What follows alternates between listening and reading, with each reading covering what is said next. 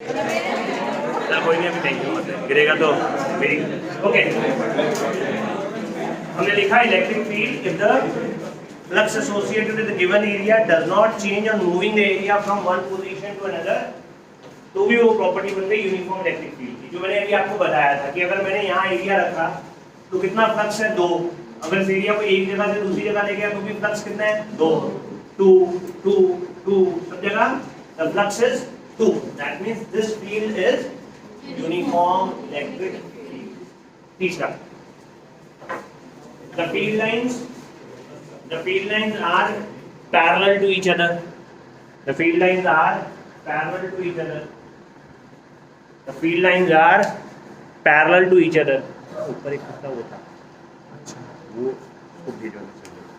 the field lines are parallel to each other, ये भी property हो गई हमारी यूनिफॉर्म इलेक्ट्रिक फील्ड। ये जो फील्ड है ये नीचे बना देना चौथे पॉइंट में, ये फील्ड हमारी यूनिफॉर्म है।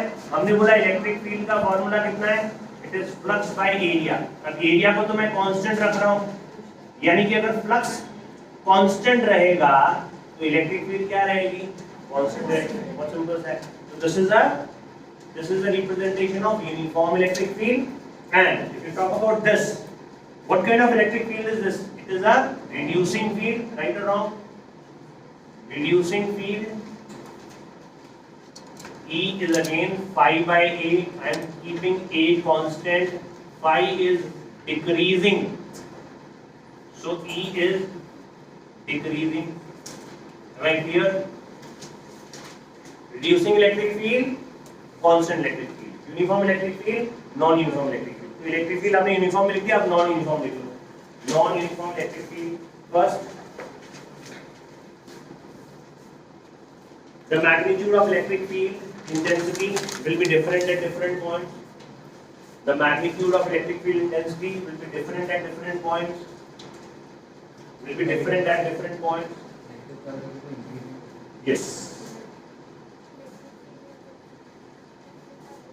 The magnitude of electric field will be different at different points. Number 2, the flux associated with a constant area will be different.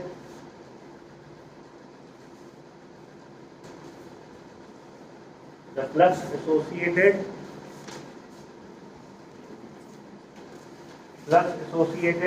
with an area will be different at different points.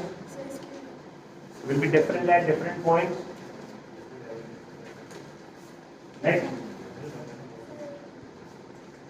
the flux associated with an area will be different at different points.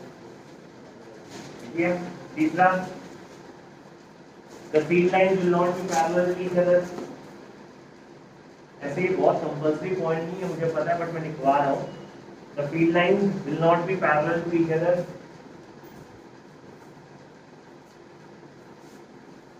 और fourth वाले में आप ये diagram बना लें।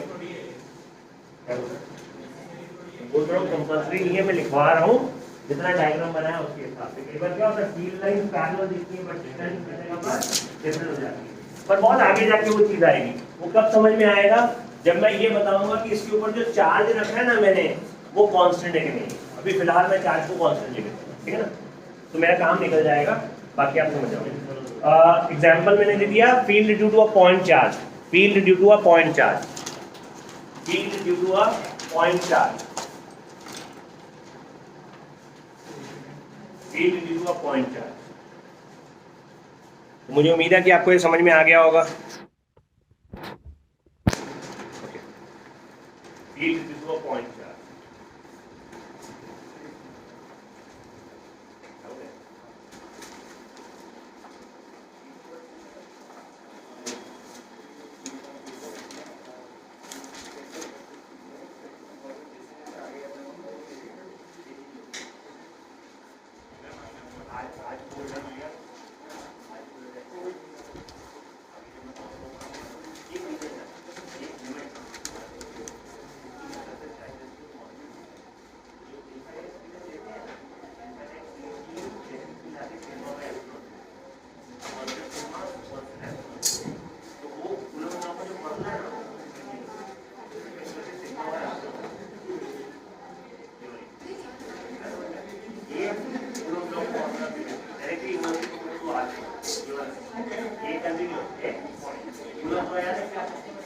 point charge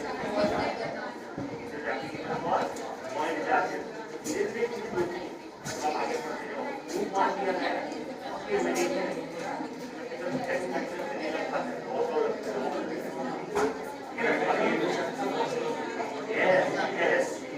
जब finite आएगा धीरे धीरे। आपको मैंने एक असाइनमेंट 1B दी है, 1B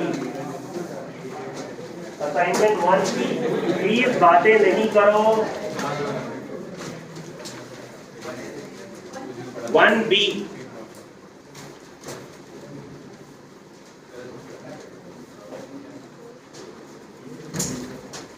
1B को सॉल्व करने से पहले इसके नीचे एक और चीज लिखो, स्टार डाल के नोट लिखना, पूरा star and note. If a positive charge, क्या लास्ट क्लास में हमने डिस्कस कर लिया है, मुझे जहां तक याद आ रहा है, इसलिए मैं बता रहा हूं। If a positive charge is kept in, if a positive charge is kept in external electric field E, if a positive charge is kept in external electric field E, external electric field E, यानी ये मेरे को एक electric field दी हुई थी, ये electric field E दिया था, एक्सटर्नल फील्ड है, यानी मुझे नहीं पता कहां से पैदा हुई। मैंने शायद लास्ट क्लास में बताया था, अगर मैंने इसके अंदर एक पॉजिटिव चार्ज रख दिया, एक मैंने चार्ज रख दिया एक्सटर्नल फील्ड के अंदर, तो अब ऑब्वियस है मैं जब एरो ऐसा दिखा रहा हूं तो कहीं ना कहीं यहां पर कोई पॉजिटिव प्लेट होगी, मैं बना नहीं रहा हूं पर होगी तो सही, तभी तो ऐसी फील्ड आई है, राइट। तो ये चार्ज कहां जाएगा? क्या इस चार्ज को प्लस वाला जो शीट है वो रिपेल करेगा और माइनस वाला अट्रैक्ट करेगा?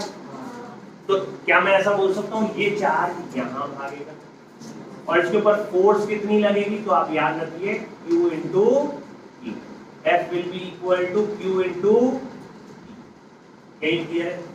तो ये चार्ज इनिशियली रेस्ट पे था, ये चार्ज इनिशियली रेस्ट पे था U0, अब ये एक्सेलरेटेड मोशन में आ गया।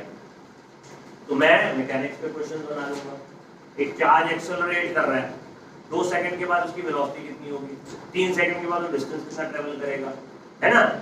आगे अच्छा एक्सेलरेशन कांस्टेंट की जगह वेरिएबल डाल सकता हूं अगर फील्ड वेरिएबल होगी, है ना।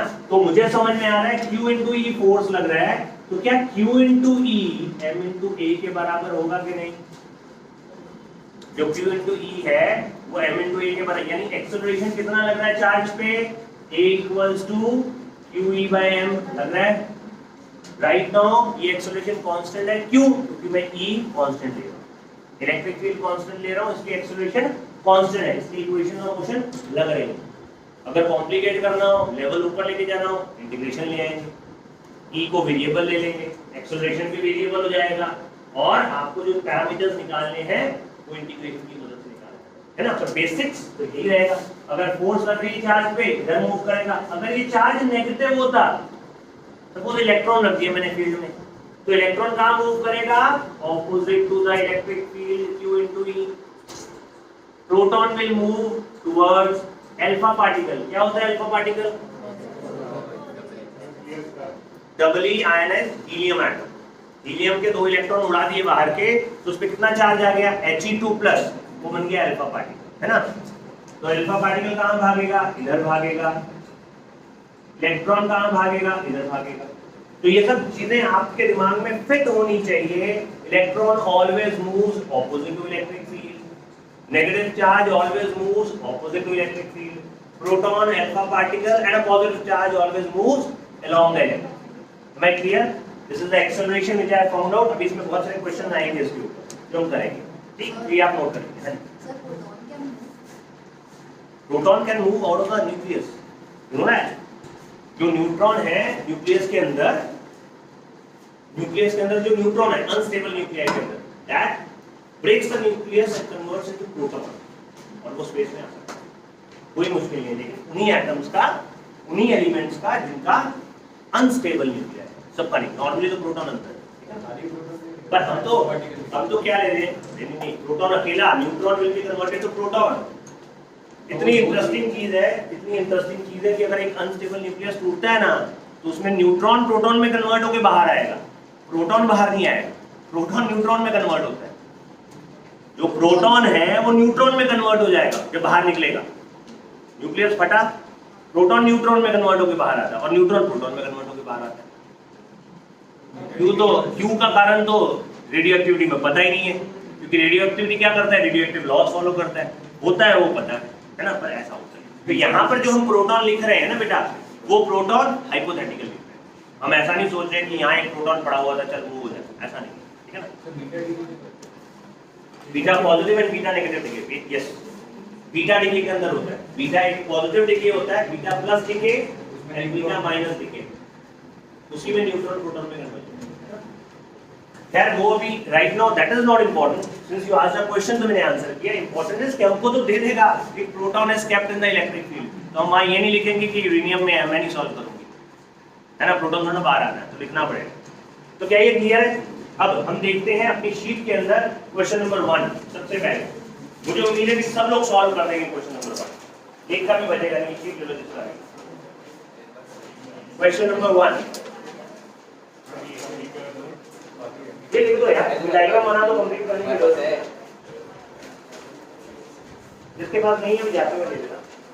First question B, calculate the magnitude of electric field which can just balance the neutron. Neutron यानी क्या? H21, न्यूट्रॉन मतलब H21। न्यूट्रॉन के न्यूक्लियस में एक प्रोटॉन होगा और एक न्यूट्रॉन होगा, यानी उसका mass is double of hydrogen, है ना। उसका मास कितना होगा? 2 टाइम्स, तो दिया होगा 3.2, 3.2 नहीं, कितना दिया? 3.2 दिया ना, 3.2 into 10 to the power of -27। Electron का मास कितना होता है? प्रोटॉन का मास कितना होता है? सॉरी, प्रोटॉन का मास होता है 1.66 into 10 to the power of -27। ये सब आपको याद रखना बेटा। Mass of proton 1.66 into 10 to the power of -27 kg, mass of electron 9.1 into 10 to the power of -31 kg, mass of deuterium, deuterium neutron लिख देता हूं, न्यूट्रॉन बोलते हैं, 3.2 into 10 to the power of -20। Ideally all these values are given in the question paper, all these values जो हमारा board का paper आता है उसमें गिवन होता है, जेई में नहीं दिया होता है, हालांकि उसमें भी देना चाहिए, मुझे ऐसा लगता है कि दिया ही होगा, तो याद करने की जरूरत नहीं है, लेकिन टाइम खराब होता है। अगर हमको वैल्यूज पता हो तो हम ऊपर नीचे नहीं करते, फटाफट डालते हैं, तो ये वैल्यूज आपको याद है। तो क्या मैं ऐसा एक्सपेक्ट करूं कि पहला क्वेश्चन सबको आ जाएगा?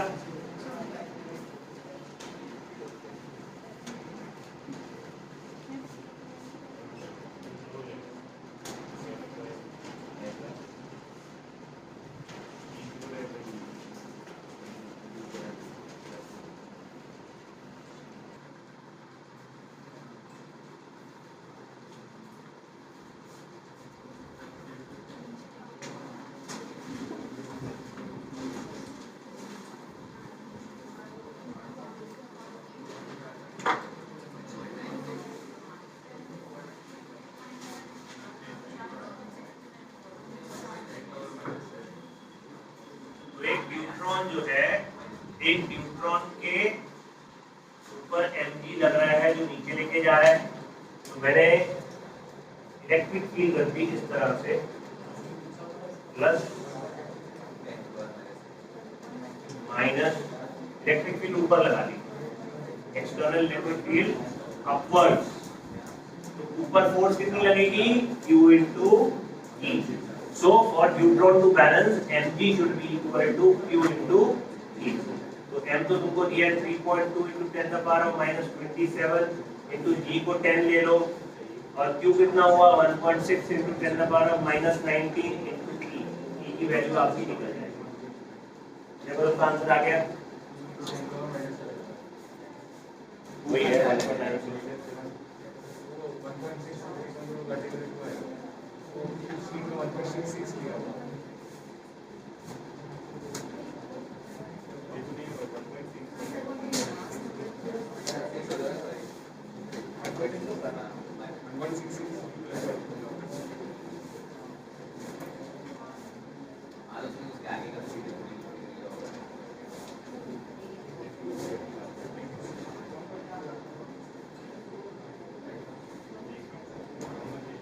7:30